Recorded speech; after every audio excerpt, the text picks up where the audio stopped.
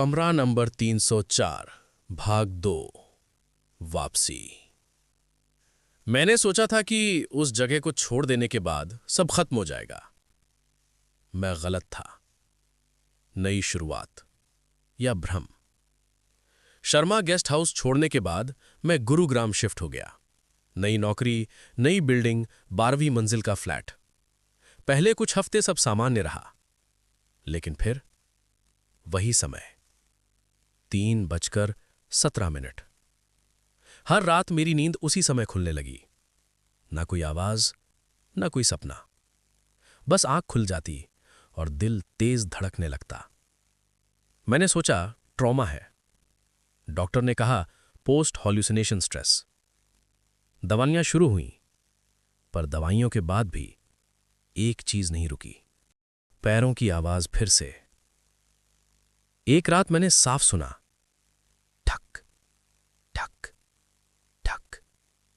ऊपर से नहीं, बगल से नहीं, मेरे बेडरूम के अंदर।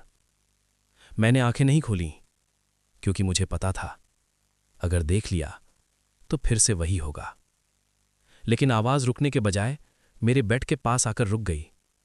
और फिर बेड थोड़ा सा दबा, जैसे कोई मेरे पास बैठ गया हो। मेरे कान के पास किसी ने बहुत धीरे से फूंका, तुम फिर भाग गए। आईना। अगले दिन मैंने खुद को संभालने की कोशिश की। ऑफिस गया, लोगों से बात की। शाम को जब घर लौटा तो बाथरूम के आईने पर कुछ लिखा था, भाप में उभरा हुआ, 304। मेरे हाथ कांपने लगे। मैंने शीशा साफ किया, कुछ नहीं। लेकिन जब लाइट बंद की और बाहर निकलने लगा, आईने में मेरे पीछे कोई खड़ा था। मैं मुड़ा, कोई नहीं। फिर से आईने में देखा, वो लड़की। इस बार उसका चेहरा साफ था और उसकी गर्दन अब सीधी थी। सच्चाई जो छुपाई गई थी। मैंने उसी रात अंकित को कॉल किया। वो पहले वाले गेस्ट हाउस में रहता था। काफी देर बाद फोन उठा। उसकी आवाज बदली हुई थी। मैंने कहा, भाई, उस लड़की के बारे में सब सच बताओ। वो कुछ देर चुप रहा, फिर बोला, उसने आत्महत्या नहीं की थी। मेरे पेट में अजीब सा खिंचाव हुआ।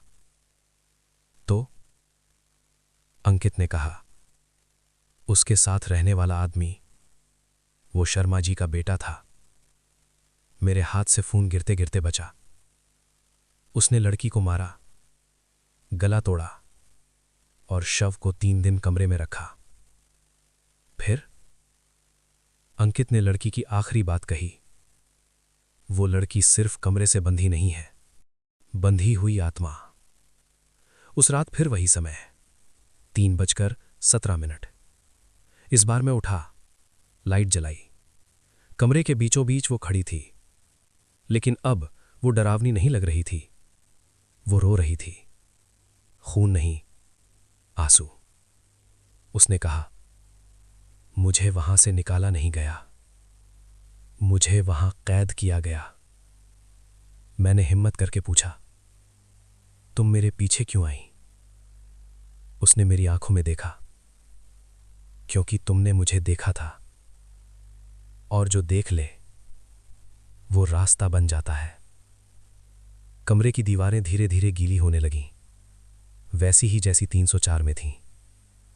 उसने कहा, जब तक सच बाहर नहीं आएगा मैं किसी को जाने नहीं दूंगी। अगली सुबह की खबर। अगली सुबह न्यूज चैनल पर ब्रेकिंग चली। शर्मा गेस्ट हाउस के मालिक का बेटा मृत पाया गया, कमरा नंबर 304 में, फांसी पर। मैं टीवी देखता रहा। रिपोर्टर बोला, अजीब बात यह है कि कमरे की दीवारों पर किसी लड़की के नाखूनों के निशान मिले हैं। मेरे फोन पर उसी समय एक मैसेज आया, अननोन नंबर। अब मैं जा सकती हूं। लेकिन कहानी खत्म नहीं हुई। आज 2 साल हो गए। मैं ठीक हूं, दवाइयां बंद हो चुकी हैं। लेकिन अब कभी कभी मुझे किसी नए किराएदार का मैसेज आता है, गलत नंबर से। बस एक लाइन, भाई, 304 में कुछ अजीब है। और हर बार मैं वही समय देखता हूं, 3:17।